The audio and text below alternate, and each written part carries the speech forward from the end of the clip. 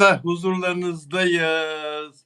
Ünlü astrolog İpek Canbulat'la karşınızdayız arkadaşlar. Merhaba dostlar. Magazin yıkılıyor Bodrum'dan, aşk diyarı, Begonviller diyarı Bodrum'dan. İpek'cim hoş geldin yayına. Merhabalar, teşekkür ediyorum. Siz de hoş buldunuz. Valla Bodrum'da az önce yağmur yağacak dendi. Bilmiyorum, içeri girdin mi? Dışarılardan havalı havalı yayınlar yapıyordun Bilal abi. Ne oldu şimdi? Bak İçerideyim, kapkaranlık bulutlar, vallahi billahi. içerideyim. Vallahi öyle. Vallahi karanlık. Vallahi kapkaranlık bulutlar. Götürdün oraya da karanlıkları burada. Vallahi karanlık. İçeri girdim. Mecburen içeri girdim. En İçerideyim. iyisini yaptın. Boş ver, hastalanırsın. Şimdi o Bodrum'un sıcağına da güvenip inanma sakın, aldanma. Evet, yoksa ıslanırım Evet yani. sevgili takipçiler, Bilal abinin izleyenleri, özel aboneleri. Bu arada Dilek Şenyurt size selam söyledi. 10 dakika önce telefon şeyde görüştük Instagram'da. Çok Aleykümselam. yoğun çalıştığı için gelemediğini, yurt dışına tatile gideceğini söyledi. Ben de iletirim dedim. Ben şimdi buradan söylüyorum, yayının biraz çarçabuk. Bugün çünkü konular o kadar çok ki. Ve biliyorsunuz çok da böyle magazinsel boyutu olan şeyler var. Tam da böyle sizin istediğiniz gibi. Az sonra lütfen başlayın, bir an önce böyle beğeni yaparsanız, yayınımızı paylaşırsanız hızlı bir şekilde yayılır. Bugün cuma. Dolayısıyla sonrası çok taze olmaz. Tam böyle her şeyi vaktinde ve her şeyi anında izleyip dinleyeceksiniz. Merhabalar Sıla Hanım, hoş geldiniz. Ben de sizi özledim. Teşekkür ediyorum. Bu arada beni merak ettiğiniz için köpeğim kaçtı. Evet doğrudur. Salı günü kaçtı. Ama yakaladım. Yan bahçeye işte bir erkek köpekle birlikte deniz kenarına gitmiş sahile. Panik oldum çünkü 9 seneden beri benimle birlikte yaşıyor. Benim aslında hayatımdaki önemli varlıklardan birisi, öyle söyleyeyim. Bir an şoka girdim tabii ki. O an Bilal abiyi ağlayarak aradım. Aslında yayınınızın bitmesine 15 dakika kala geldim ama tam artık sonu, yani konuların sonuna gelmişken yayına girmek istemedim. Sizin de keyfinizi bozmak istemedim açıkçası. İlginizden ötürü çok teşekkür ediyorum hepinize. Sağ olun, var olun, eksik olmayın. İyi ki varsınız. Nurhayat Hanımcığım çok teşekkür ediyorum, sağ olun. Buyurun Bilal abicim, konulara nereden başlıyoruz? Söz sizde. Teşekkür ederim. Özel abonem Süreyya Diker'i gördüm. Hoş geldiniz Süreyya Hanım. Hoş geldiniz. Hepimize iyi yayınlar olsun. Caner burada, moderatörüm Caner'i gördüm. Caner Özzettin. Ben göremiyorum, aramıyor çünkü beni. Caner, Hiç aramıyor. Ege'de hava kapalı diyor. Nimet Ege'de, Hanım teşekkür ediyorum. Ege'de hava kapalı. Ege'de hava kapalı. Doğru söylüyorsun Caner. Caner dargın galiba bana. Anlamadım Ve, sebebini de. Aramıyor, sormuyor. Eskiden arardı beni, hiç aramıyor artık. ve İpek Canbulat'la bir haftadır yayın yapamıyoruz söylediği gibi.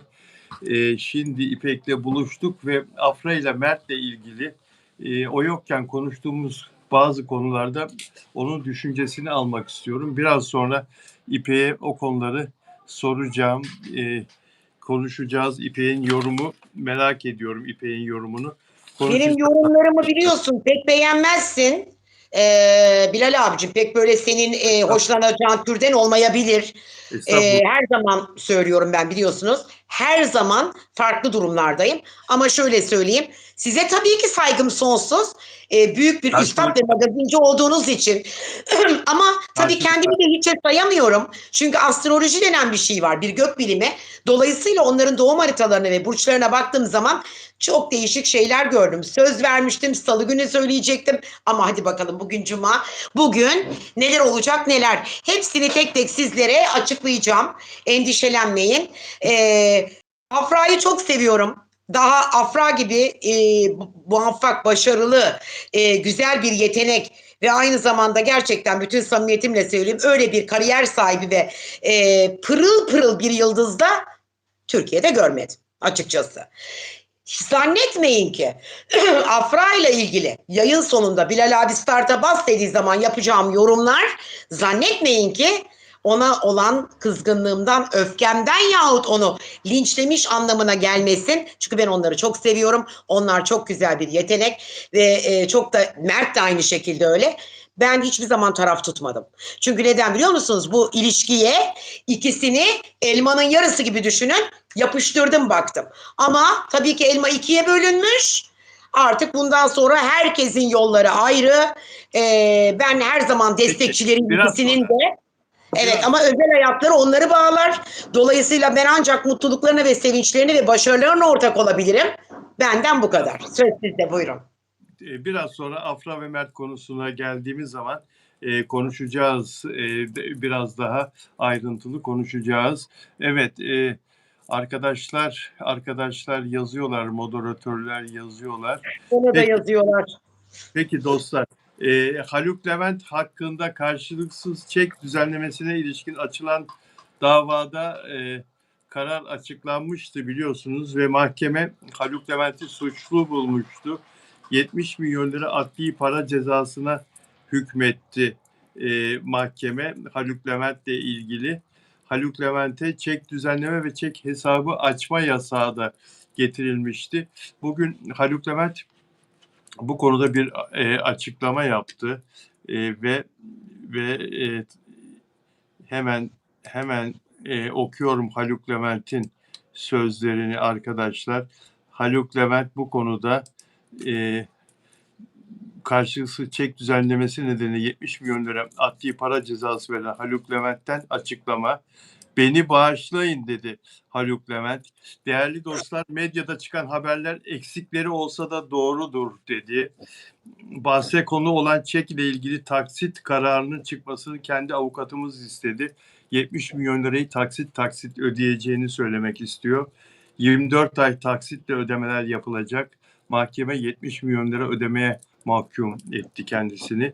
Yani ortada tarafımızla ilgili bir sorun yok. 25 yıl sonra tekrar çek ile gündeme geldim. 25-30 sene önce de Haluk Levent 29 sene önce de Haluk Levent çek konusuyla ilgili, karşılıksız çek yazma konusuyla ilgili yargılanmıştı. Onu söylüyor burada.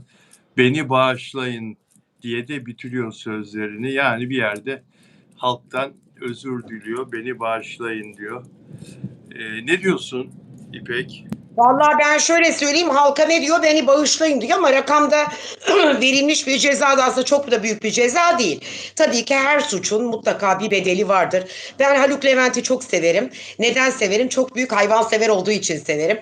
Yani Haluk Levent ne olmuş, yani çeki karşılıksız mı vermiş? Burada bir hata suç varsa zaten cezasını almış. Cezasında halktan da özür dilemiş. Adam daha ne yapsın? Bilemiyorum. Bu benim kendi fikrim. Özür dilemek bir erdemliktir. Bütün halktan özür dilediğine göre hatasını anlamış olması lazım. Anlatabiliyor muyum? Ama Evet. siz ne dersiniz bu konuda? Bazen biliyorsunuz fikirlerimiz çatışıyor sizle Bilal abi. Evet, yani tabii doğru değil böyle bir çek olayına tekrar karışması isminin. Değil tabii ki, değil. Bunu bilinçli yaptığı aşikar. Yani kaç yaşında insan ve yıllar önce de aynı hatayı yapmış, cezaevine girmiş daha önce de bu suçtan. Bunu tekrar benzer bir çek konusunda bir hatayla tekrar yargılanması ve suçluluğun ispat edilmesi Haluk Levent için eksi puan yapmaması gerekirdi. Tabii bundan sonra insanların Haluk Levent'e bakışı nasıl olur? Affederler mi, affetmezler mi? Diğer işlerine sirayet eder mi? Yani diğer yaptığı biliyorsun çok güzel bir yardım kampanyası derneğiyle kurduğu dernekle yardım kampanyası yıllardır her konuda insanlara yardım eden bir derneğin başkanı. Bir Ee, defa Bilal abicim, hayvan seven insan kötü olmaz. Dolayısıyla öyle olmuş böyle olmuş. Onun kadersizliği olmuş. Haluk'u ben gerçekten çok seviyorum. Kıbrıs'tan tanıyorum kendisini de. Dolayısıyla Haluk bunu bilinçli yapacağını da düşünmüyorum. Bir kadersizlik olmuş. Zaten bilinçli yapılan bir şey olmuş olsa kalkıp da halkın içinde bu kadar şeyle alakalı özür dilemez. Ben onun çok erdemli olduğuna inanıyorum. Hayvanları seven insan kötü olmaz. Bir daha da son olsun diye düşünüyorum. Anladım. İnşallah son olur. Bir daha Caner, da başına gelmez bu tarz şeyler. tamam Caner onu paylaşma canım. Caner o en son paylaştığını paylaşma. Nedenini sonra söyleyeceğim. İpek'e söyleyeceğim sebebini. Onu paylaşma. Evet. Peki. Seti basılan bir oyuncu vardı arkadaşlar. Seti Kimmiş o? e, uyuşturucu soruşturması kapsamında Ateş Denizi dizisinin başrol oyuncusu Erdem Kaynarca rol aldığı dizi seti basılarak gözaltına alınmıştı. Önceki gün TRT Hı hı. Tabii platformunda oynuyor bu dizi. Polis basmıştı ve kendisini karakola götürüp ifadesini almışlardı. Karavandan indirilmişti. Karavanı aranmıştı. Setteki Tamam. arabası aranmıştı ve ifadesi alındıktan sonra Adli Tıp Kurumu'na götürülüp orada da testlere tabi tutulmuştu. Kan örnekleri, saç örneği, idrar örneği alınmıştı. Yapımcı işine son verdi, diziden çıkarıldı. Gerekli araştırmaları, gerekli soruşturmaları yaptıktan sonra yapımcı bugün işine son verdiğini açıkladı ve çekilen tüm görüntüler, bunun başrol oynadığı, bu arkadaşın başrol oynadığı tüm görüntüler çöpe atıldı. Yeni bir başrol oyuncusu aranıyor. Diziye bir hafta ara verildi. Dizi tekrar çekilecek, yeni baştan çekilecek. Daha Hı. yayınlanmamıştı. Çekilen bölümler çöp oldu. Ne diyorsun? Yani mi bulundu karavanda? Yok, bulunmadı ama soruşturma açıldı kendisine yasaklı maddeyle ilgili ve gözaltına alındı, ifadesi alındı. Sonra serbest bırakıldı. E, Sadece içici olursan biliyorsun tutuklanmıyorsun. Testlere tabi tutuldu. Testlerin sonucu beklenecek. Ondan sonra savcılık gerekeni yapacak. Tedaviye yönlendirecek. Büyük bir ihtimalle sadece tedaviye yönlendirecek ama Ha, ben içici miyim dedi. Ha, kabul etti içici olduğunu. onu bilemiyoruz. Açıklanmadı ifadesi. Fakat yapımcı gerekli araştırmaları yaptı, dizinin yapımcısı, ve işine son verdi. Tamam, demek ki yapımcının bir bildiği vardır Bilal abi. Bu konuda devletimiz çok böyle hassas ve naif bu konuda. Biliyorsunuz bir hafta içerisinde ismini vermeyeceğim. Ben buradan anlatmak da istemiyorum.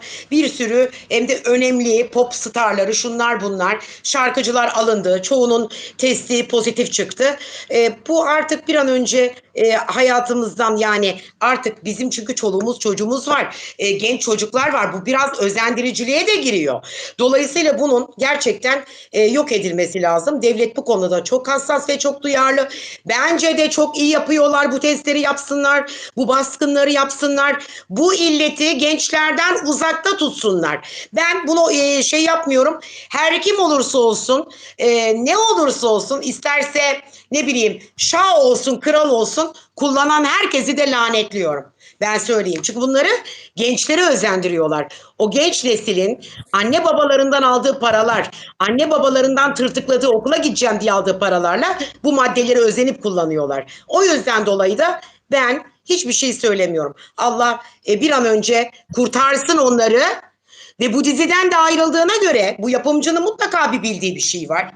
Yapımcı durduk yere bunu uzaklaştırmaz. Belki de dizinin adını böyle bir durumla lekelediği için mi, böyle bir olaya girişim olduğu için mi zaten yarın öbür gün ortaya çıkacaktır bu mutlaka. Evet, şimdi Doğukan Güngör de Kızılcık Şerbeti dizisi oyuncusu yasaklı maddeyle ilgili gözaltına alınmıştı ve ifadesinde uyuşturucu kullandığını kabul etmişti. Kızılcık Şerbeti dizisi yapımcısı ve Show TV gösterildiği kanal onu da işten çıkarmıştı. Başrol oyuncusunu diziden göndermişti. Şimdi yasaklı madde sebebiyle işten çıkarılan ikinci oyuncuyu görüyoruz. Fakat işin ilginç tarafı Kızılcık Şerbeti'nde yasaklı madde kullandığı sabit olan, bilinen, daha evvel de 2 sene evvel de polis tarafından yakalanan Nilay karakterini oynayan Feyza Civelek Kızılcık Şerbeti'nde oynamaya devam ediyor. Senaristin kızı biliyorsun. Melis Civelek'in kızı. Bu Evet. ikilem hakkında ne diyorsun? Kimle kimin hakkında? Yani Feyza Civelek'in yasaklı madde, o da geçenlerde yine operasyonla gözaltına alındı. Uyuşturucu çıktı kanında, testlerinde Feyza Evet, Civelek. pozitif çıktı. Evet. Ama devam ediyor, oynamaya devam ediyor. Yani Anladım. Yani diyorsunuz ki siz çifte standart uygulanıyor. Bazı yapımcılar daha netlik olmadan, ortada herhangi bir delil ve belge olmadan o yayınına son veriyor diğerinin ama bunun pozitif çıktığı halde devam ediyor. Bu bir kişisel bir görüştür. Bazı insanlar değişik gözle bakarlar bu olaya ama yapımcının yaptığı asıldır. Yani şimdi mutlaka ki bir kanıt, bir şey, bir ibare ya da bir duyum vardır. Yahut da o dizinin adını lekelediğinden dolayı onu yayınından ekarte etmiştir ya da yayını sonlandırmıştır. Diziyi sonlandırmıştır. Ama öteki taraftan hala da Fevza Civelek'in pozitif çıktığında devam ettiriyorsa o da bu dizinin yapımcısının Fevza ile olan diyaloğudur. Yani ikisinin problemi. Ama tabii ki ben her zaman böyle yüz kızartıcı suçtur bunlar aslında. Toplumun men ettiği ve toplumun kabul etmediği şeyler. Dolayısıyla bunları ben de olsam, ben de yapımcı olsam diziye son vermem. Niye diziye son? Yerine başkasını bulurum, yol veririm, gönderirim yani. Anlatabiliyor muyum? Bunlar Evet. toplumun ahlaki dengesini bozan ve toplumun şuurunu ortadan yok eden şeyler. Hiç hoş değil. Bunları ben bir an önce ama devletin ve hükümetin bu konuyu Türkiye'de tamamıyla bitireceğine inanıyorum ben. Yani yasaklı maddenin yaygınlaşması tabii ki özellikle gençler için, çocuklar için Tabii büyük ben bir... gençler için üzülüyorum. Yoksa Evet. kararını kendi vermiş, içiyorsa kendi ciğeri, kendi sağlığı, kendi beyni, kendi hayatı. Biz müdahale edemeyiz ona. Ama sen gençlere bunu iyi bir şeymiş gibi lanse edip bir de onun satışıyla alakalı bir de artı hem içiyorlar hem satıyorlar. Anlatabiliyor muyum? Bunlar hiç hoş şeyler değil. Ben biliyorum ki devlet bunu kısa bir süre içerisinde çözümleyecektir. Dostlar, beğen yaparsanız mutlu oluruz. Evet, bir de 350 yayını kişi paylaşır var şu mısın? anda. Yayında 350 kişi var. Beğen sayısını 44 beğen sayısı. Biraz çoğaltırsanız, beğeniyorsanız tabii memnun oluruz. Bir de arkadaşlar abone olarak izlemenizi rica ediyoruz. Bizim için sizlerin Teşekkür ederim Esma Hanım. abone olarak izlemeniz önemli arkadaşlar. Ebru Gündeş kendisini dinlemeye gelen 9 yaşındaki çocuğa şöyle söylüyor. Ebru Gündeş sevdiğim bir şarkıcı. Senin de sevdiğini biliyorum. Çok 10 severim. seversin. 10 sene sonra aşık olsan kız seni terk edecek falan. Mecburen beni dinlemek zorunda kalacaksın diyor. Yani Ebru Gündeş'in böyle arabesk tadında şarkıları da var ya, pop arabesk. Arabesk'i de iyi söyler. Aşk acısı çeken insanın da zevkle dinleyeceği şarkılar var. Çocuğa böyle şey söylenir mi? Hayır, orada bir yanlış bir durum. Ebru'yu çok severim. Çünkü Ebru gerçekten dengelidir aslında. Çünkü bir Venüs kadınıdır, terazi burcudur. Onun doğum haritasını da incelemiştim vakti zamanında. Çünkü onunla alakalı da çok yorumlar yapmıştık sizin programınızda. Ebru'yu çok takdir ederim. İş hayatında son derece başarılı. Şu Türkiye'de gelmiş geçmiş büyük starlardan birisi. Ama ve lakin çocuğa böyle şeyler söylenilmez. Çünkü çocuğun aklı böyle şeylere yetmez zaten. Yetmez. Çocuğa çocuğun anlayabileceği bir dilde ve bir lisanda konuşursanız, aynı ansiklopediyi paylaşırsanız, aynı dilden konuşursanız o zaman çocuk sizi daha güzel anlar. Ve daha yani çocuğun anlayabileceği bir şey değil o.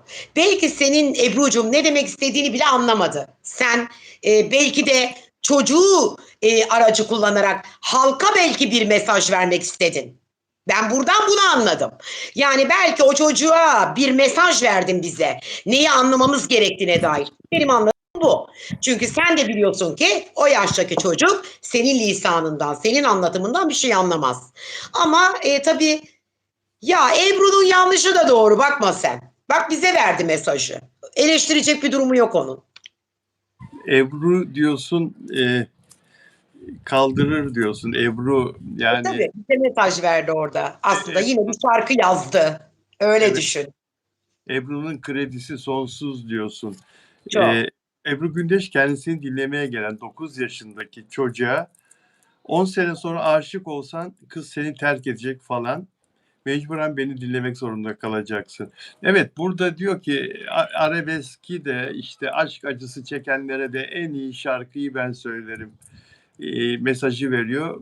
Çocuğa orada Ama bunu tabii Bize veriyor o mesajı. Ben megalomanım diyor. hayır, Yani hayır. Bak, buna katılmıyorum. böyle Yok, bu hep espri yaptım içinde. tabii ki. Kesinlikle öyle Yok, bir şey değil. yok, Ama şöyle düzeltelim onu. Ben egoluyum diyor. Bütün şeylerde, ünlülerde vardır bu ego. En iyi ben, sadece ben, hep ben diyor ya Serenay Sarıkaya. Yine ben, yine ben diyor ya Serenay Sarıkaya. Ben ama zirvedeyim. o başka bir şeye giriyor artık o. Hep Ben bense o zaman o biraz yine ego ben. savaşına giriyor. Yani işte ben ego savaşına giriyor. 10 sene sonra sen beni dinlediğinde, bir kadın tarafından, bir kız tarafından ayrıldığında işte bu şarkıları önceden dinlemiş olacaksın. O zaman da bileceksin demek istiyor. Yani benim şarkım şimdi de geçerli, bir 10 sene sonra da geçerli. Ben buyum. Benim şarkılarım böyle değerli. Tabii bir ego Ölmez, savaşı var. ölmez diyor. Şarkılarım ölmez. Ölmez. Benim, Ölmez. benim O şarkılarım bir hiçbir zaman gerçek. çıkamaz. Nasıl Tarkan'ı dinliyorsak, Kuzu Kuzu mesela 2001-2002 senesi hala dinliyorsak, işte o Öpücük 1997-98, Unutmamalı. Unutmamalı, Kış Güneşi 1996-97, 96'lar, yani değil mi? Aynen. Hala aynı tadı alıyoruz şarkıları dinlediğimiz zaman. Ebru Gündeş'in de öyle şarkıları var. Mutlaka. Mesela sana söyleyeyim. Evet. Tanrı Yağmur. misafiri. Bak şimdi Tanrı misafirini en güzel söyleyen Ebru Gündeş. Ajda Pekkan da söyler ama ben Ebru'da daha böyle duygusal, daha böyle tınılı dinliyorum. Yahut da Aşık diye bir şarkısı var ve Gönlümün Var. Efendisi. Ya Ebru'nun mükemmel ötesi şarkıları var. Bu Ebru ya. Yani sesiyle ve şarkılarıyla Ebru var. Beraber Hiçbir yürüdük zaman biz bu yollarda. Beraber yürüdük biz bu yollarda. evet. Tanrı misafiri. Tribünlerde Tanrı marş oldu. misafiri. Evet, İlk şarkısı. evet, bravo. Tribünlerde marş oldu. Ebru Gündeş başka. Kıbrıs'ta dinliyor musun? Kıbrıs'ta konser verdiği zaman gidiyor Hayır musun? hiçbir zaman dinleyemedim. Çünkü Ebru Gündeş'e herkese ulaştım.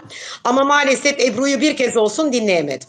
Neden mi? Çünkü Evet. Ebru'yu gittiğim yerde çok özel insanlar zaten 3 ay önce sold out yapıp kapatmışlardı. O yüzden dolayı inan bak dinlemediğim bir insan yok. Ebru Gündeş'i dinlemedim. Sadece İstanbul'da dinledim. O da paramla dinledim yani. Kıbrıs'ta dinlemedim.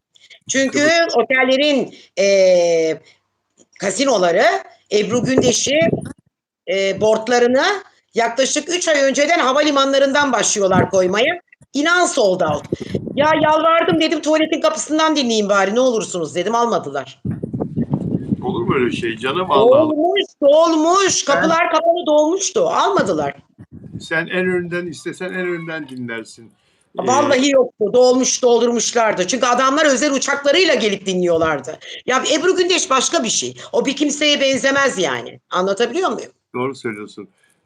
Peki şimdi Sinem Kobal e, kocasının doğum gününü kutluyor. Kenan İmirzalıoğlu'nun. Kenan İmirzalıoğlu bu arada 52 yaşına girdi. 74 doğumlu. 53'ten gün alıyor aslında. 18 Haziran doğumlu. Ne burcu oluyor Kenan İkizler İmirzalıoğlu? Burcu. Şimdi Kenan İmirzalıoğlu 18 Haziran olduğuna göre İkizler Burcu. Ama Sinem Kobal'ı çok net biliyorum Aslan Burcu. Yani egoları olan, inanılmaz derecede bir baskı kuran, ilişkilerinde, evliliğinde böyle işte ben buyum deyip böyle masaya vurabilen bir karakterdir Aslan kadını. Ama şöyle söyleyeyim, Aslan kadınıyla anlaşılmaz. Çünkü egoludur ve aynı zamanda o erkeğe baskı uygulayarak, o erkeğe kendi egolarıyla bir takım davranışları ya da o erkeğe nasıl anlatayım size bir takım şeyleri zorla da metezori kabul ettirerek varlar. Ama karşısındaki insan ikizler. Bir o kadar da dengeli bir o kadar da dengesiz derler ama dengeli. Bir Kenan'a baktığımda Sinem'e baktığımda çok güzel bir evlilik. Mesut mutlu bir yuva ve geleceğe istinaden çok büyük huzurlu ve hem başarı hem para görüyorum. Yani onlarla Güzel ilgili bir sıkıntı yavrular, görmüyorum. güzel çocuklar, güzel çocuklar, güzel kız çocukları var. Söyledim ama onu zaten. Güzel bir yuva, çocuklar ve evlilik dedim. Evet. Ama bir de tabii ki bunların hayatlarıyla alakalı parasal anlamda da büyük ve yüksek yerlere gelme. Ama yine Sinem'in sayesinde olabilir. Çünkü Sinem dediğim gibi burcundan ötürü biraz tabii aslanlar kızacan bana egoisttirler. Çünkü dediğim dedik Ben astığım hariç. kestim. Ben hariç. Tamam canım, sen bilmiyorum, seni çok net incelemedim. Doğum haritanı bir gün inceleyeceğim. Sana tam ve net anlatacağım her şeyini. Ama şöyle söyleyeyim. Bu egolarının yanı sıra sana baktığım zaman çok böyle yumuşak bir yürek, çok affedici bir kalp, çok hassas bir yapı ve merhamet yatıyor sende. Bak bunu ben seni çok iyi yani analiz ediyorum. Bak Bilal abicim, seninle belki güya ben uzaktan yayınsal, belki uzun yıllardır tanışmış olsak da, telefonla konuşmuş olsak da yan yana gelmediğimiz için, bir de yan yana gelsen benim yanıma, kim bilir secerenin nasıl çıkarırım seni. Öyle söyleyeyim. Doğru söylüyorsun. Uzaklardan o kalbinin ne kadar iyi yürekli olduğunu çok iyi biliyorum ama herkes kalbinin ekmeğini yer. Sen de bu ekmeği yiyeceksin. Teşekkür ediyorum canım benim. Önümüzdeki ay Peki, senin için bir pasta yapacağım.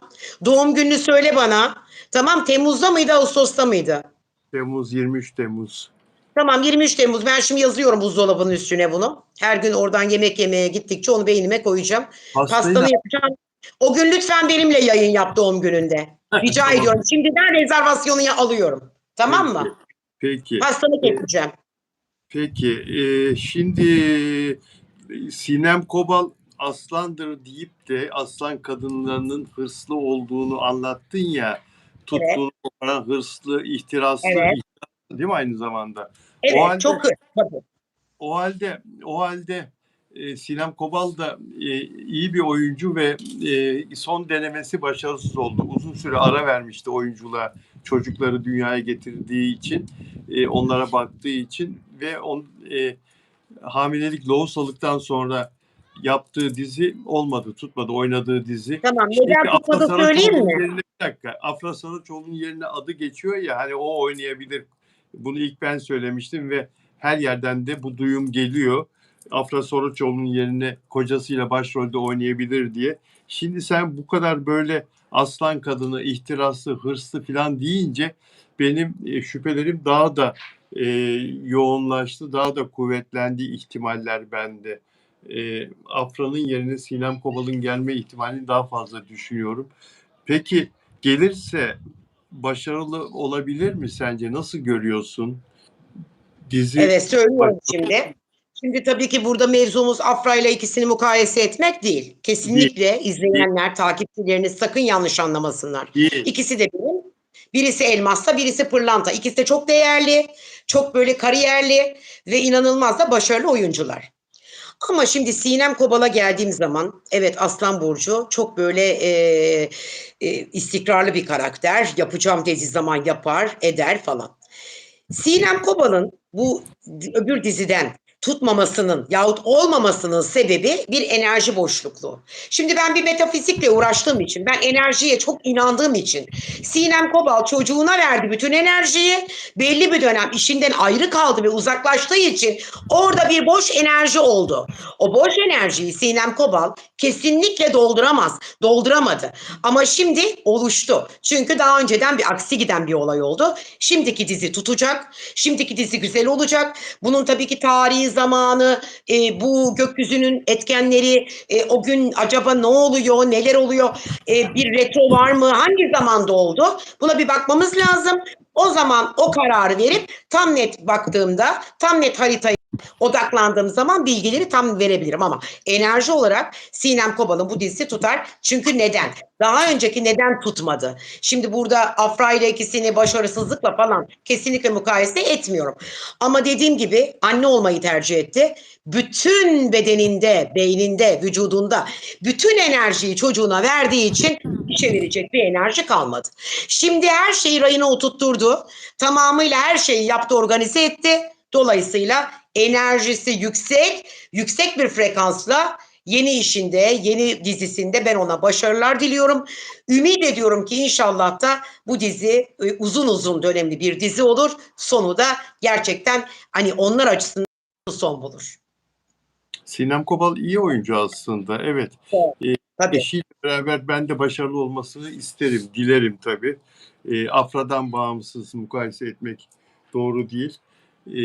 İyi bir iş çıkaracaklarını ümit ediyorum. Bakalım, göreceğiz. Eylül ayında, Eylül'ün ortasında başlar diye düşünüyorum. Peki, şimdi Sağlık Bakanlığı ilginç bir gelişmeye imza attı. Daha doğrusu meclisten geçti bu karar.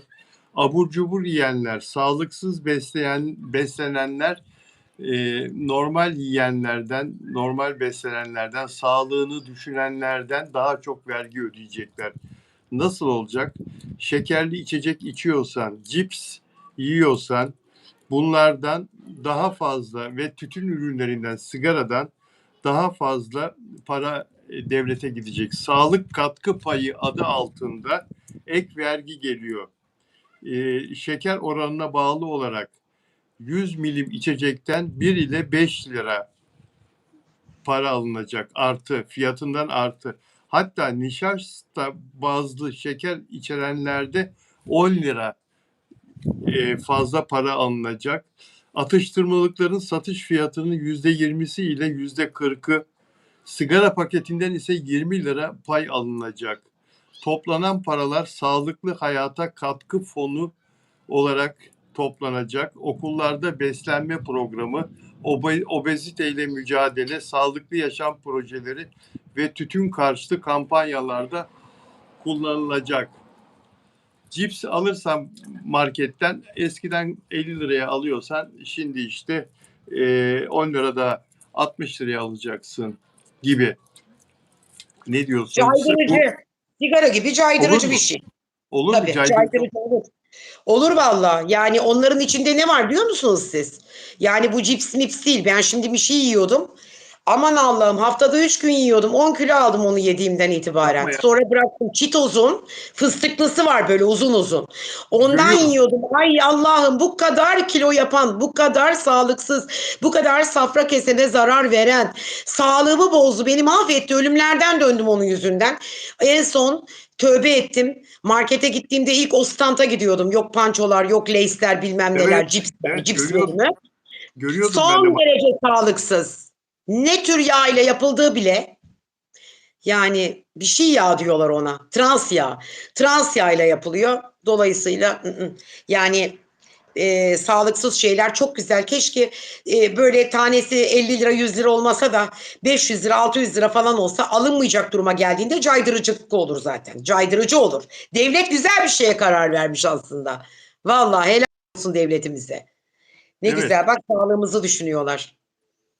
Sigaraya da ek 20 lira da fiyat ekleniyor. İçmeyin, içmeyin, içmeyin. Sigara zaten öldürür, yani kanser yapıyor. Sağlığa zararlıdır. Zaten yazıyor üstünde. Ciğerlere zararlı, kötü bir şey. Elektroniği daha berbat bir şey. Yani Tabii. bu yüzden dolayı bence ikisi de iyi bir şey değil. Ciğerlerinizi tertemiz bırakmanız gerekirken nargile bile içmeyin. Ben size söyleyeyim, hiçbir şey içmeyin. Bunlar sağlığa Nargile çok aykırı. de zaten. Nargile tütün, o da zararlı. Tabii Evet. zararlı, daha zararlı. Bugün Evet, biraz flash bir gelişme oldu bugün. Ne oldu? Birisini mi gördün İpek? Kimi Hayır, gördün? lütfen diyorum, yayın çok az bugün. Cuma böyle olmaz. Geçen haftaki cuma 600 kişiydik. Neredesiniz? Tatile mi çıktınız? Bodrum'a mı gidiyorsunuz siz de? Buyurun gelin. 347 kaldı. Yağmur yağacak. Yağmur yağacak. Vallahi kapalı hava. Bakmayın yani. Bodrum tamam da bugün kapadı. Ama buyurun gelin. Pazara gittin mi? Yok, ben pazara yani gitmedim. Çok kalabalık oluyor çünkü. Tamam. Fakat bütün o kastettiğin sebzeleri, meyveleri marketlerde de bulmak mümkün. Yani tarladan geliyor. Marketler de öyle alışveriş yapıyor. Tarladan. Hale bile gitmeden. Biliyorum, ben Marketlere çok severim Bodrum'u ama Bodrum'un girişini daha çok seviyorum. O Milas var ya Bodrum'a girerken. Orayı daha çok severim. Orada eskiden bir hastalığım vardı, biliyor musun? Halı hastalığı. Evin her yeri Milas halısı. Ay, bir insan her sene gidip de oradan araba değerinde halılar alır mı? Daha bir de hediye alıyordum millete, doğum günü hediyesi halıları. Çok severim Milas halılarını. Ama tabii bitti artık, ev dokuma halıları artık kalktı. Yani onun yerine makine halıları var. Onlara benzeyen, yine onlar ayarında. Ama Milas başka bir yer be. Her şey organik.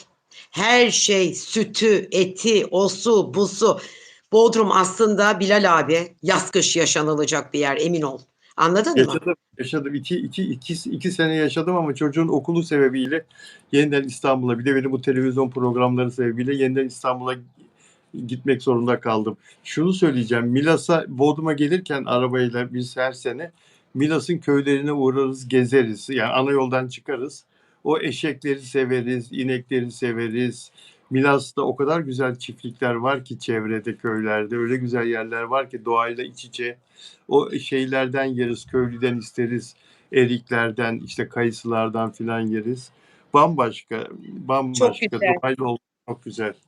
Şu Bodrum'da da var. Bodrum'un çevresindeki köylerde de var. İşte vakit ayırmak lazım. Vakit ayırmak Ben lazım. köyleri seviyorum biliyor musun? Ben şehirli aslında ruhen de öyleyim ben. Acaba eski hayatımda diyorum bir köylü falan mıydım? Bir köylünün kızı mıydım? İnanmazsın. Normal halim şimdi yayında böyleyim. Şimdi biraz sonra yayın bittikten sonra makyaj çıkıyor. Tülbent yemeğini bağlayıveriyorum.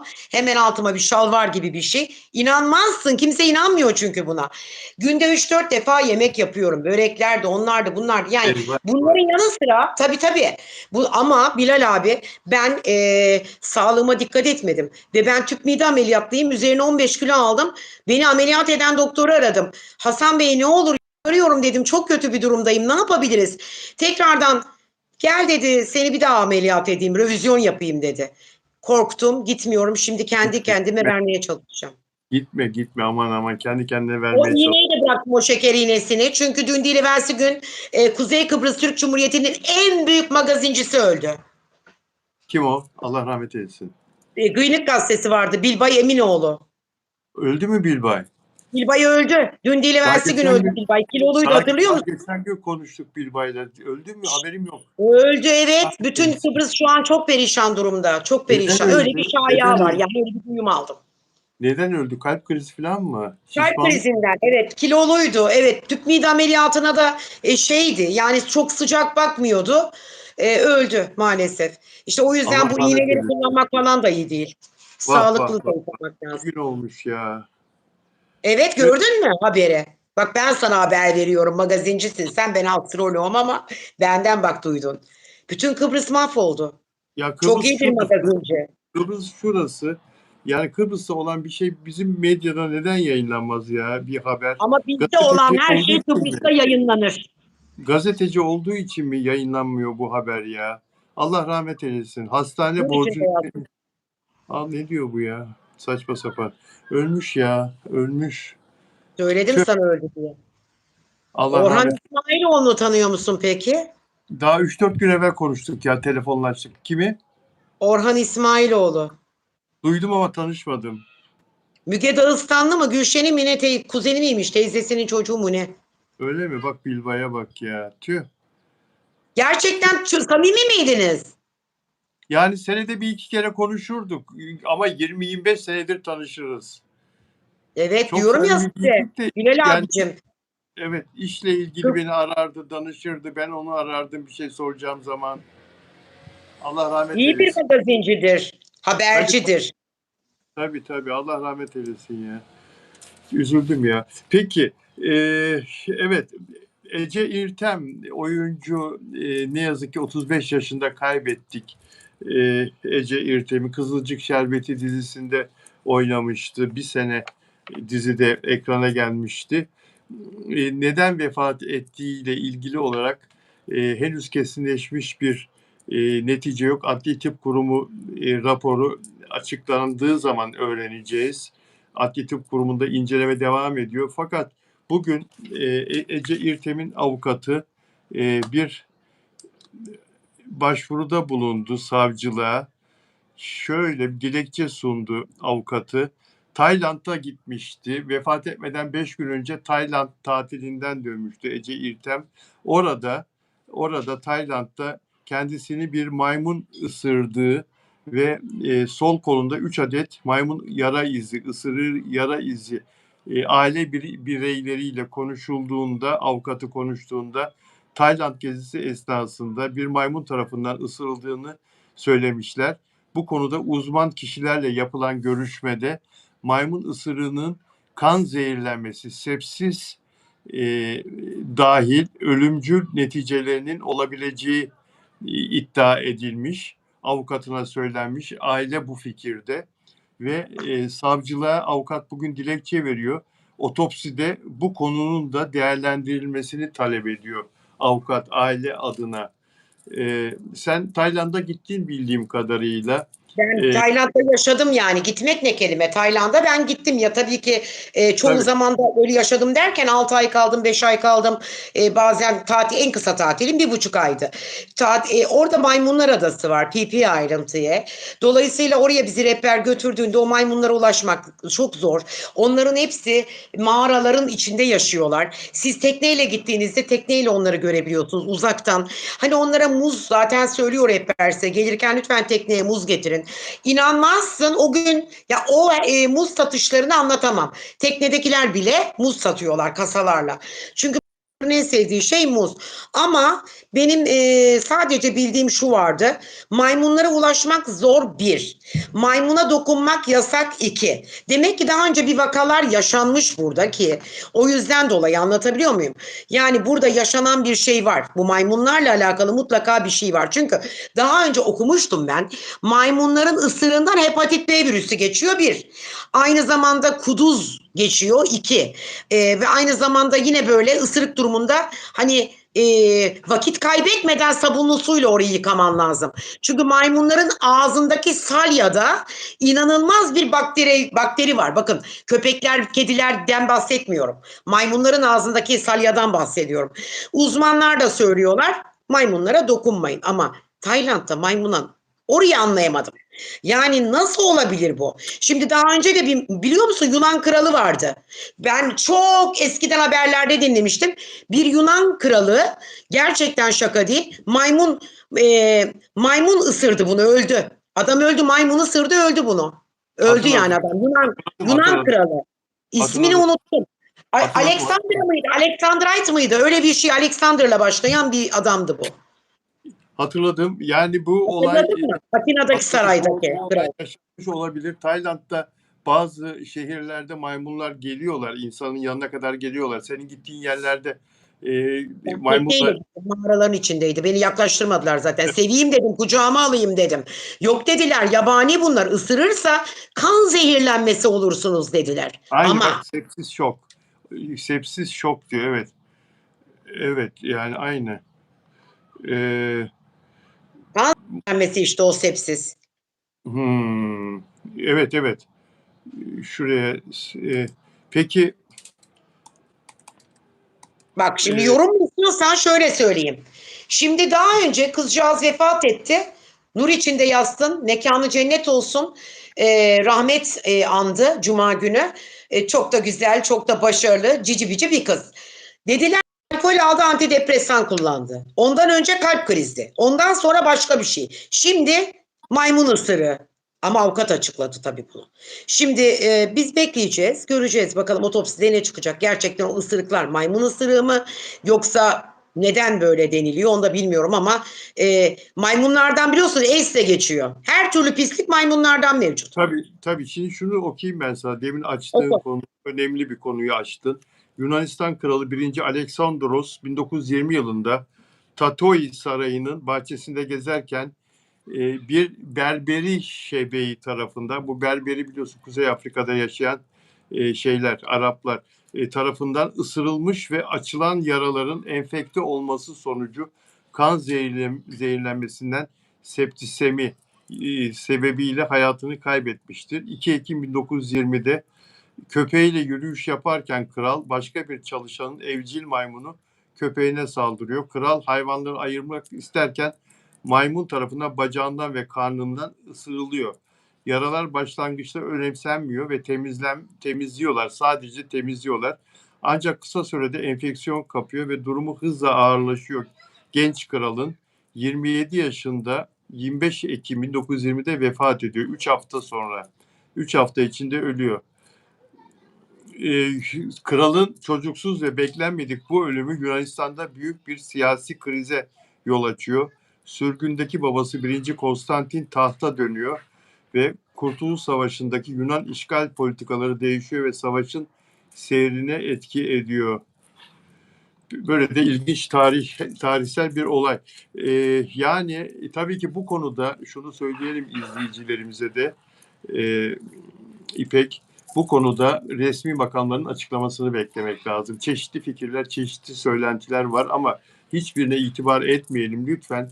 Resmi Yani makamların evet, aynen, aynen. açıklık Yani raporu avukatı açıklama yapmış sonra ama savcılıktan ya da devletin bir başka kurumundan yapılacak olan resmi açıklamayı beklemek en doğrusudur diyelim. Söyleyeceğim bir şey varsa söyle. evet Başka var ki bu maymunları hiç sevmem ben, biliyor musun?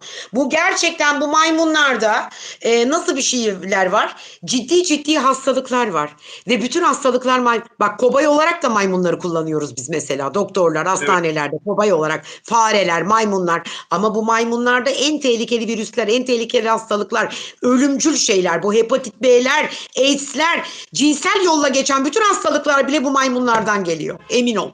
O yüzden ben maymun sevmem. Zaten maymun beslemek evde de yasak. Ben ihbar ettim bir gün caddedeki evimde otururken. Üst komşumun 3 tane maymunu vardı. Hiç eyvah eyvah. uyutmuyorlardı beni. Evet, de söyledim ben, direkt mahkemelik olduk. Anında devlet aldı, hayvanat bahçesine gönderdi maymunları. Bir de adam pilot. Karısı da hostes. İkiniz Gittikleri de ülkelerden uçuşmuşsunuz. 3 maymun evin içerisinde, aman Allah'ım, o kalorifer borularının seslerini bir duyman lazım. Çok kötü gittikleri, yani, bildiğin. gittikleri ülkelerden getiriyorlar işte o pilotlar, hostesler onları gizli bir Evet, şekilde çünkü çok ucuz orada. ülkeye sokabiliyorlar gizli bir şekilde. Ya Pilotlar sevimsiz geliyor bana, sevimsiz bir hayvan. İnsana benzemiş, tövbe estağfurullah. İnsana benzetilmeye çalışılmış. Diyeceksin, şakacaksın bana. olmaz. Yaradan yaradan. Vahşi. Onların hepsi vahşi. Çok sevimli gözüküyorlar ama vahşi. Peki. Sevimsiz. Afra Saraçoğlu sakin bir ilişki yaşamak için kendine sevgili olarak no name bir adam seçti. Sen yokken son bir haftada konuştuğumuz konulardan biri buydu. Ne diyorsun? Böyle bir Poyraz'ı seçmesinin bir sebebi de bu olabilir mi? Yani e, Vallahi o kadar sakin çok bir ilişki değişik duyumlar yaşayan geliyor ki bana. O kadar çok çok duyumlar geliyor. Yani yok işte diyorlar, Mert diyor. Bak şimdi ben bana gelen mesajları iletiyorum. Bunlar benim fikrim değil, bakın. Hemen bana böyle Instagram'dan saldırıya geçmeyin. Şimdi bana diyorlar ki bir grup. Ya işte İpek Hanım, Mertçilerle Afra. Ben anlıyorum onların kimleri olduğunu. İpek Hanım işte diyorlar, Mert onu çok aldattı. Gece kulüplerinden çıkmıyordu. Cihangir'de oraya gidiyordu, buraya gidiyordu. Artık Afra baş edemedi.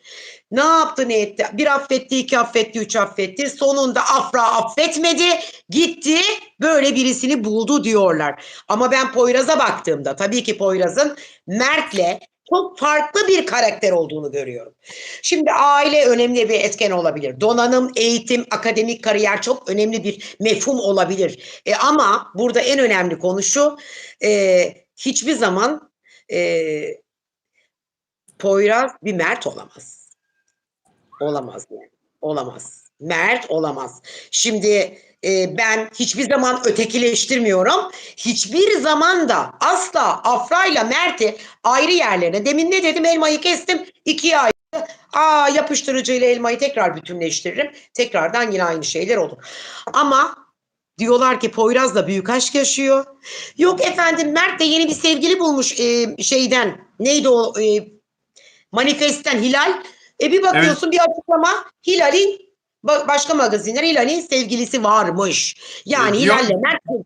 diyorlar nişanlısı da varmış diyorlar ama ortada kimse yok. Bir de Hilal açıklama yapmıyor ya. Hilal çıkıp Hilal konuşsa açıklama yapmıyor. nişanlıyım, Ben benim de dikkat sevgilim ettim. var diye. Hilal'in de işine geliyor Mert'le yazılmak demek ki. Evet, Mert'le evet. işine geliyor demek ki, susuyor. Nişanlısı olan insan susmaz. Yani ben nişanlı olsam sevgilim var diye benim yazsalar hadi oradan diye tekzip ederim, yalanlarım yani. Ben de aynı Nişanlısı şeyi söylerim. saygısızlık olur her şeyden evvel. Bunu benim tekzip etmemem, yalanlamamam. Yani Nişanlımın gurur lafın ya. kısası, He? Mert'in Afra'yı çok üzdü. Afra bu üzüntüden dolayı böyle bir aşka çok sabredip de döndü. Söylentisi var.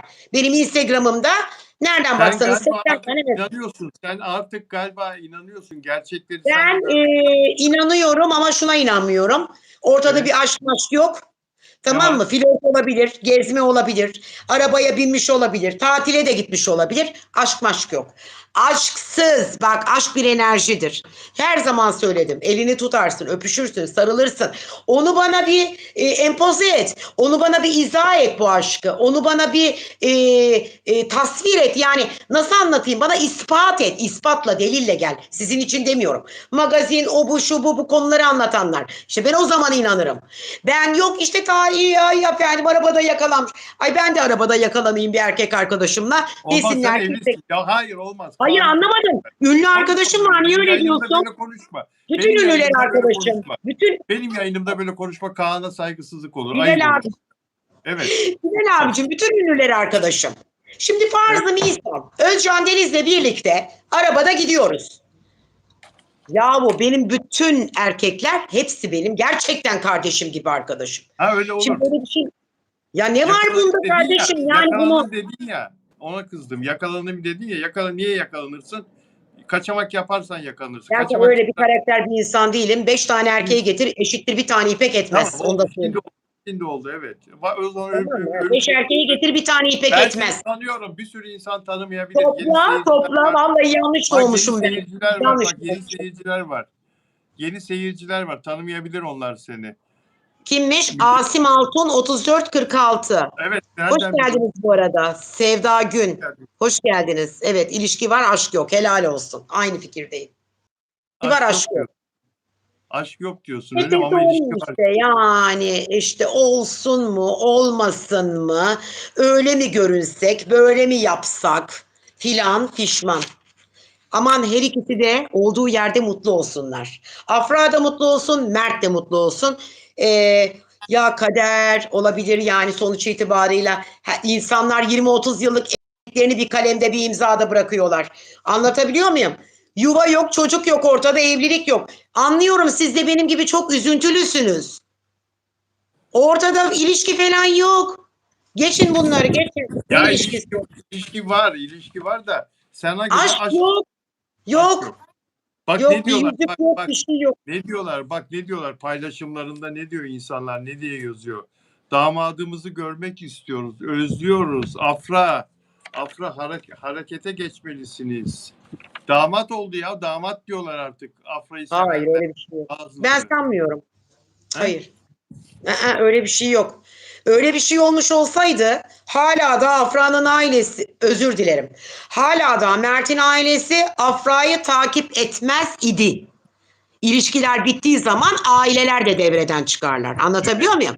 Evet ama Ben şimdi ayrılsam ya da boşansam benim ailem eski eşimle ancak çocuk varsa diyaloğa girebilir.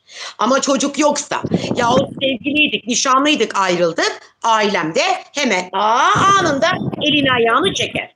Bu evrenin kuralıdır. Dolayısıyla damat mı? Damat evlilikte damadın adı özür dilerim Asım Altun 3446. 3 günlük damat olmuyor. Hayır olmuyor. Hayır olmuyor. Ben inanmıyorum. Yani ben inanmıyorum. Buradan yazıyorsunuz bana yok aşk var yok. Bakın ben hala da ne diyorum? İnan. Ben bir ispatla gelin ya.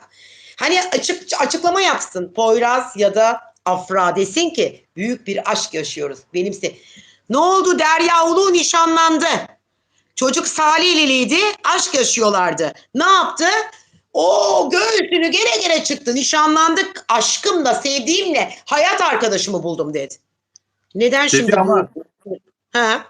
Dedi ama 10 yıllık bir ilişki sonrası nişanlandılar. Çok fazla bir süre değil mi 10 yıl? Niye? Asil Gök o da müzisyen, o da başarılı müzisyen. Niye 10 yıl beklediniz ya? Hiç böyle bir şey Niye de biliyor duymamıştım. musun? Güvenemediler. Artık insanlar evlenecek erkeğe güvenemiyor. Çağ çok değişti. Eskisi gibi Ya, değil. Asil iyi bir çocuk ama efendi bir Çok. çocuk. Kıyafet Adı bak ismin, efendi bir insanların çocuk. ismi karakterlerini sembolize Evet. eder. Asil, ismi asil. Kendi Evet. de asil. Derya, bakın gözlere deniz gibi. Yağmur bir türlü yağmadı bak. Şimdi birazdan bir enerji gönderiyorum. Gökler patlayacak orada, şimşekler çakacak. Bak gök gürlüyor, uzaklarda gürlüyor gök. Duyuyor musun? Evet, duydum. Aman sakın gönderme enerji falan Allah aşkına. Yıldırım Hayır, düşer yakın. yağsın yağmur, ferahla, bütün kötü enerjiler gitsin. 2 gün önce Ay'la Yıldız dans ediyordu. Gökyüzü çok harika. Bak, maviyi de giymişsin. O enerjiyi çekmişsin zaten. Farkında değil misin? Sen söyleyince hatırladım. Mavi, evet. Mavi Evet, giymek iyi. mavi çok önemli. Enerji olarak çok önemli. Çok. Hiç ihmal Evet. etme maviyi. Asla. Evet, bunu böyle söyledin geçenlerde. Denedin mi? Onur da mavi giydi. Seni dinlemiş. Evet, Yayın. sonra da Onur beni aradı. Dedi ki inanılmaz projelere imza atıyorum dedi. Çok Dünya güzel. tatlısı. Senin haberin yok. Küstü benle. Konuşmadı 2 gün, 48 saat. İnanmıyorum Allah'ım sana. yarabbim. Tabii kırılmış, yanlış anlamış beni. Oysa ben onun, Onur biliyorsun Akay. ne kadar. Onur Akay seni yanlış mı anladı? Evet, sayfasında yayınladı beni. Sana anlatmadım bile. Sitemli Nasıl? sözler. Kinayeli. Onur çok Yanlış iyi bir anlamış. kalbi Böyle var. bir şey. Çok, çok iyi bir kalbi vardır Onur'un ya. Bilmiyorum, Sen gece saat yarımda ne oldu Onur'a? Ne oldu Onur'a da bir an gönlünü değişti. almışsındır. Onurum Onurum. Gönlünü aldın değil mi? Yo, ben hiçbir zaman Onur benden bilmiyorum. Yaşça küçük mü? Kaç yaşında Onur? Onur da 18. Ya Gördün mü? valla Onur'un çocuk gibi geliyor bana, ne bileyim. gençlik videosunu gördün mü? Yayınladım. Görmez miyim, Demet Özdemir'le? Yayınladığın her şeyi takip ediyor ve izliyorum. Çünkü Evet, evet. programlarına ve yayınlarına çok değer veriyorum. Ama Teşekkür ederim. Onur çok hassas, çok alıngan, çok kırılgan. Bak şimdi, Onur duygusuz bir insan olsaydı zaten bu kadar besteyi, güfteyi, bilmem neyi bir araya getirip o şiirleri yazıp onları, kelimeleri ifade edemezdi. Son derece yetenekli bir çocuk Onur. Ama beni yanlış anlamış. Ben de bugün story'imde vallahi billahi 55 yaşındayım ama Onur'dan özür değil, ama dilen, çünkü boğa burcuyum ben. Ama böyle işte sitem içerikli özürsel bir şey yazdım. Sen beni yanlış anlamışsın. Minik kuşum dedim. İyi yaptın. İyi yaptın. Onur Akay iyi bir insan. Sen Teşekkürler Erdem Bey. Çok sağ olun. Bak, yazıyorlar. Bir de sen bilmiyorsun. Sayfaya beni koymuş. İşte diyor, Bilal Bey'in diyor konuk aldığı hanımefendi. Onurcuğum, daha dün aradın İpekçim diye beni. Ertesi günü bir tanınmayan bir hanımefendi oldum. Ama alttan diyorlar ki İpek Hanım çok sizle ilgili bir şey demedi Onur Bey. Siz ya, yanlış anladınız Onur Bey. Konu yarıda kaldı. Tam söyleyecekti. Yani Onur dedim. Bunu benden nasıl bilebilirsin ya? Nasıl benden bundan şüphelenebilirsin? Hiçbir kuşkun olmasın. Sana olan sevgimden, inancımdan. dostlar, bir özel abonelerime sesleneyim. Süreyya Diker hanımefendi yayınımızda. Demin selamlaştık kendisiyle, özel abonem. Nelida Manzano, Arjantin'den Nelida Manzano. Göremedim yayında kendisini. E, Sonra bizi izler. Ona da selam vereyim. Nelida Manzano, hola. Delfina Dimasio Şili'den. Merhaba Delfina Dimasio. O bizi daha sonra izlediği zaman selamımı alır. Yoklar diyor Sıla Deveci. Peki Marta Gomez'i de göremiyorum. Marta Gomez Güney Amerika'dan ve Lidya'ya ne oldu? Lidya 2 gündür yayınlara gelmiyor. Evet, yok Lidya. Yok. Fransa'dan Lydia Dupuy'e kucak dolusu sevgiler Ama Fransa'dan. Yok, özür dilerim, çok lafınızı böldüm Bilal abicim. Geçen gün Lidya bir şeye sinirlendi. öyle mi? Neye sinirlendi? Bir dakika, bir saniye. Dups Lidya mı? Dups Lidya mı? Evet, evet, evet. Yayına bir daha gelmeyeceğim mi dedi. Ne, öyle bir şeyler yazdı ama bana yazmış. Burada bonjour İpek diyor. Bir şeye Niye kızdı o sinirlendi? geçen gün yayında. Bir şey, Afra ile ilgili bir olaya, biliyorsun, o Afracı. Lidya neye kızdınsa bize söyle, konuşalım. Evet Nedir, konu Lidyacığım. nedir? Konuşalım. Moderatörümüz Caner Tuzcu demin buradaydı. Servin işi sağlığımı göremedim moderatörümüz ama Banu Kabaş'ı da göremedim. Peki gelirler onlar. Bugün olmazsa yarınki yayında onlarla görüşürüz. Afra Saraçoğlu bu Mert Ramazan Demir'le ilgili Manifest grubunun kızıyla ilişkisi var haberleri yayınlandıktan sonra hemen bir story paylaştı. Daha doğrusu bu Afra de facto çekimleriyle çalışmasıyla ilgili bir paylaşımlar yaparken o paylaşımlardan birine bir fotoğrafının altına Hepsi grubunun bir şarkısını döşedi. Hepsi grubu biliyorsun 11-12 sene önce kapandı, bitti, kalktı. Ama Manifest onun rakibi olarak gösteriliyor. Yani ortada hepsi yok da Manifest'e mukayese ediliyor. Manifest hepsiyle mukayese. Yani burada denildi ki hepsi paylaşımı Mert Ramazan Demir'e gönderme Afra tarafına ve şarkı da o kadar enteresan ki Aşk Sakızı şarkısını paylaştı. Hepsi grubunun. Şarkının sözlerini ben burada okumuştum geçen gün. Çok manalı. Ne diyorsun? Afra Aşk bunu Sakızı. bilerek mi yaptı? Bilerek mi yaptı? Mert'e gönderme mi yaptı paylaşımı? Tabii Mert'e ben sabah bunu şey yaptım yani evet Mert'e gönderme yaptı. Yani ben onu düşünebiliyorum. Başka bir şey düşünemiyorum. Çünkü Yeni baktım seyirciler için, yeni izleyiciler için pardon hemen söyleyeyim kısaca. Aşk Sakızı şarkısının sözlerini. Seni sildim telefon defterimden, adının üstünü hep karaladım. Yüzünü görmekten çok sıkıldım. Nereye gitsen peşimdesin sen. Yoksa sen aşk sakızı mısın? Ayrıldık sana anlatamadım. Kaçtım kaçtım kurtulamadım. Bir türlü silemedin aklından. Bıktırdın düşemedin yakamdan. Aşk sakızı mısın? Evet lütfen devam et. yani burada aslında Mert'ten bıktığının ve artık sıkıldığının ve aynı zamanda gerçekten nasıl anlatayım? Sıkılmış, bıkmış. Telefon defterinden sildim seni diyor. Beyninden, hafızasından, defterinden, firisinden sildi. Sitem dolu bir mesaj bu. Yani burada yine ne var biliyor musun? Bak bir insana sitem ediyorsan ona değer verip sevdiğini gösterir. Ama hiç kale almıyorsan, hiçbir gönderme yapmıyorsan, hiçbir yazı yazmıyorsan işte o zaman kork. Sessiz gidişlerden kork. Sessiz, sakin gidişlerden. Tabii. Kadının sessiz gidişi çok tehlikeli olur. Konuşarak değil, bak konuşuyor bu. Ama yanlış. İşte buradan hala da aşkın bitmediği ortada. Çünkü bir insan Lidya değer geldi. vermediği bir insana yapmaz bunu. Lidya geldi. Lidya, welcome Lidya. Lidya, hola. Geldi bak geldi. Lidya geldi. Lidya'nın haberi oldu. Lidya'ya birileri söyledi. He? Ben yazdım buradan. Sen mi yazdın? Ben şimdi Onur yazıyor bana da. Hayır diyor, kırılmadım sana diyor. İpekçim diyor, sevgiden doğan bir sitemdi diyor. Yine yazdım şiirini. Gördün mü? Şiirini yine yazdı. Bonjour Lidya, bonjour Lidya, bonjour. Vallahi billahi şiirini gene yazdın yani, yemin ediyorum. Ya şu anda vallahi yayındayız. Bilal abiye okuyorum. Onur Akay harika bir şair ruhu var Onur Akay'da. Zaten hissiyat, hassasiyet, duygu, sitem dolu sözler gerçekten duygu yüklü bir insana ait olan sözlerdir. Onur gerçekten çok hassas, çok naif ve çok kibar. Bakın bir şey söyleyeceğim. Başka biri bana bunu yapmış olsaydı belki üslubum çok daha çirkin ve farklı olabilir. Ben boğa kadınıyım. Ben böyle biraz Seda Sayan'ın %80 ruh hali de var bende. Ama Onur benim için o kadar değerli. Onun kalbini bildiğim için dedim gece 12'de yarımda kırıldı da yazdı. Cevap vermemek olmaz. Çünkü değer veriyorum ona. Sabahın 7.30'unda yazdım. Uyandım. İnan ağladım biliyor musun? Çünkü ondan öyle bir şey. Ya dedim Onur bu nasıl yani bana yakıştırdın? Ne zaman gördün senin aleyhinde bir söz söylediğimi? Seninle hep hemfikirim. Afra ile alakalı yorumlarımızda.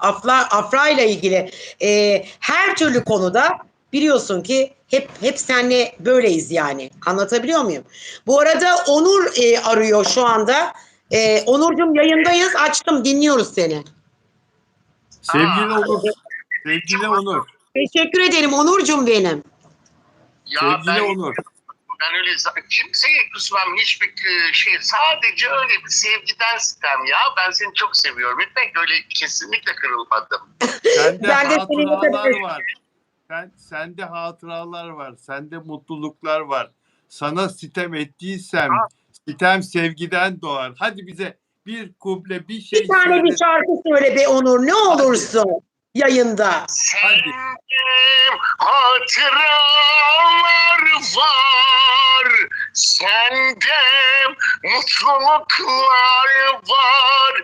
Sana sitem ettiysem sitem sevgiden doğar.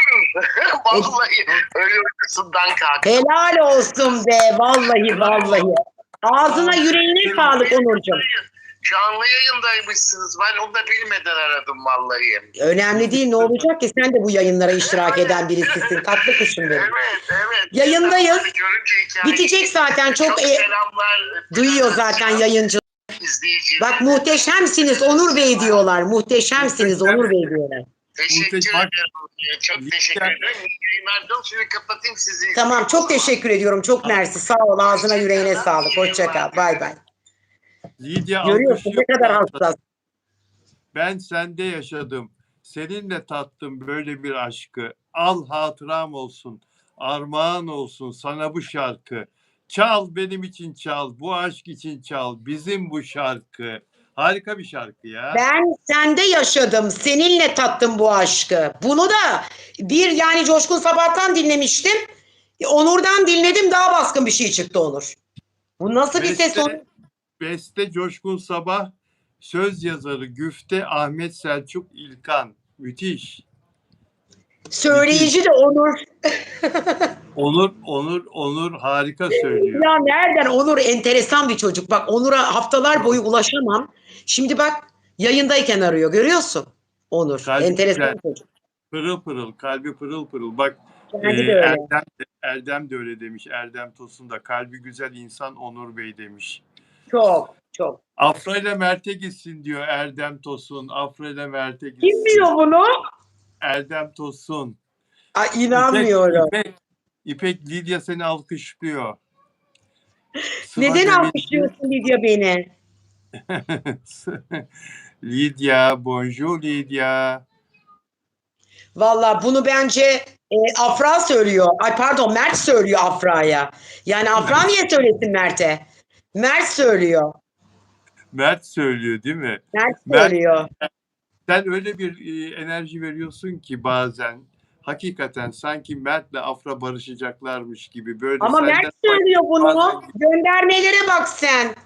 Afra gönderme yapmış. Ağzımın sakızı, cikletin bilmem nesi, bilmem nesi, bilmem nesi. Bu bir gönderme. Şimdi Afra bugüne kadar hiçbir gönderme yapmadı. Hiçbir şey söylemedi. Bunu söylediğine göre Mert'e sitemkar, burada acılı sözler. Telefon defterimden seni sildim. Yani bunu söylemesi bile karşı tarafa değer verdiğini gösteriyor. Bırakın bu işleri Poyraz'ı. Poyraz, Karayel, Lodos bunlar gelip geçici şeyler biliyorsunuz. Peki sana ulaşmak isteyenler. Bilal abiciğim, bana ulaşmak zor değil. Biliyorsun ben magazinci değilim. Ama tabii ki eğer ihtiyacınız varsa, gerçekten sıkıntınız, derdiniz, tasanız, evliliğinizle ilgili, özel hayatınızla ilgili, enerjilerinizle alakalı, hani sormak ve öğrenmek istediklerinizi bana zaten buradan DM'den, İpek Astro Instagram adresinden yahut da Bilal abi etiketliyor beni. Oradan bana ulaşabilirsiniz. Şöyle Google'a da yazsanız çıkıyorum her yerde karşınıza. İpek Can Bulat. Bende soyad o kadar çok ki. Daha önce İpek Dönmezer'di. Sonra oldu İpek Can Bulat. Şimdi oldu İpek Ünlü Koç. Artık diyecek bir laf yok. Ulaşmak zor değil. Her türlü girip bana ulaşabilirsiniz. Kocaman hepinizi öpüyorum. Güzel hafta sonları diliyorum. Yeni ay da geldi. Bununla birlikte yenilikler, yeni aşklar, yeni projeler, yeni işler. Her şey gönlünüzce olsun. Kocaman öpüyorum. Sevgiyle kalın. Yağmur geliyor bu arada. Bodrum'a yağmur geliyor. Gönderdim ben. Gönderdiysen gök gürültüsünü gönderdin. Birazdan daha patlayacak. Görüşmek üzere İpek'ciğim. Hoşçakalın. İpek, yarın ne günlerden? Cumartesi. Yarın yayın yapalım. Müsait Yapalım. ol. Tamam Lütfen müsaitim. Yaz konuları şöyle biraz kaoslu konular olsun. Biliyorsun Tamam. kaosların kadınıyım ben. Ya çünkü zaten salı yapamadık. Köpeğin Hiç bulundu, önemli değil değil, mi? yaparız. Problem yok. Okey. Köpeğin bulundu değil mi? Onu da tekrar Aa, söyle. yok her taraflar kitle. Kitledim, her taraflar kitle. Tamam peki. Görüşmek üzere. Bay bay. Değerli izleyiciler çok teşekkür ederiz bizi seyrettiğiniz için. Sizlere çok güzel bir akşam diliyoruz. Yarın tekrar saat 18'de İpek Can Bulat'ta huzurlarınızda olacağız. Görüşmek üzere. Sevgiyle kalın. Bay bay.